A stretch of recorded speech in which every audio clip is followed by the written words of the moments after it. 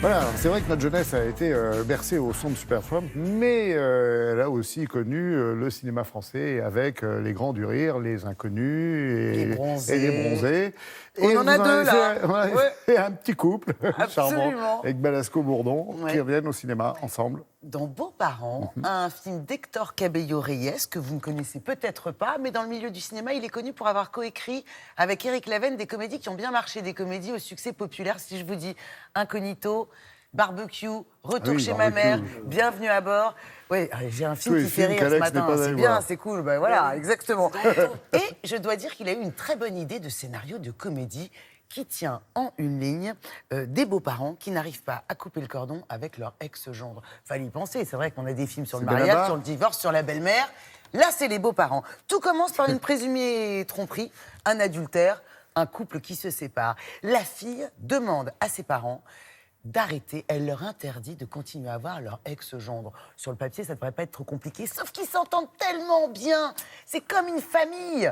La fille qui parle en direct, voilà, ils s'entendent tellement bien. Il y a presque du vécu. Non, mais voilà, non, mais donc... Elle a coécrit. Alors, ils décident de continuer à voir leur ex-gendre en cachette. C'est vrai que c'est une bonne idée de comédie. Et l'ex-gendre, c'est Benabar qu'on voit là. C'est Benabar, Bruno Benabar, qu'on avait vu, souvenez-vous, dans Incognito, et puis qu'on voit de plus en plus au cinéma, qui ne sait pas que bien chanter, il est aussi bon acteur.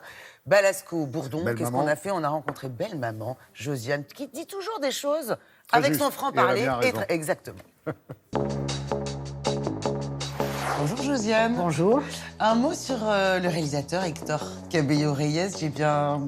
Très bien, c'est d'origine sud-américaine, mais bon, quand on le rencontre, ça ne se voit pas. Il n'a pas de sombrero, il n'a pas des grandes moustaches. Non, voilà. Ça va. Je connais ma fille, elle n'a jamais été aussi heureuse. Je suis détruite. Je ne l'ai pas touchée, je suis fidèle. T'as pécho? Ah, mais non, j'ai pas pécho. T'as pécho, allez, t'as pécho. Voilà, ça c'est Chloé, c'est la bombe. Le physique, la plupart des hommes s'en foutent. Les beaux-parents, qu'est-ce que ça vous évoque? Moi, je suis beau-parent. Alors, avec mon mari, on est beaux-parents. Ouais. Ça se passe plutôt bien. Et quelle belle-mère vous essayez d'être, Josiane? Quelqu'un qui n'est pas intrusif. Voilà, qui se mêle pas de la vie de ses enfants, de son gendre, de sa fille. Faut lui dire adieu. Adieu. Parce que vous ne le verrez plus jamais. J'y vais, moi. Non. On va s'en mettre ensemble. On est une famille. Il faut parler à Garance. Non, mais je vais lui parler. Il faut mettre les points sur les i. Il peut tout jouer, Didier Bourdon. Didier est un garçon qui a un talent fou. Et parfois, c'est pas quelqu'un qui se livre facilement. Et peu à peu, il nous fait des imitations, mais à pisser de rire. Parce que c'est un grand imitateur. Ouais. Il est très, très drôle sur un plateau. Et surtout, c'est un grand acteur. Donc, c'était un plaisir de se trouver vraiment, d'avoir vraiment des scènes. On n'a qu'une envie maintenant, c'est de trouver un autre scénario. On pourrait jouer ensemble. Qu'est-ce que vous n'avez pas compris dans la phrase « il ne faut plus jamais le revoir » Tu nous as pas fait suivre un détective, quand même?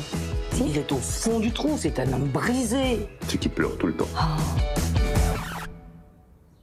Pas là. Vous avez réalisé 8 films, Josiane. Est-ce qu'entre guillemets, ne faire que l'actrice sur un plateau, c'est un peu la récré? Non, c'est plus que la récré, c'est des vacances. Quand on me met en scène, c'est pas des...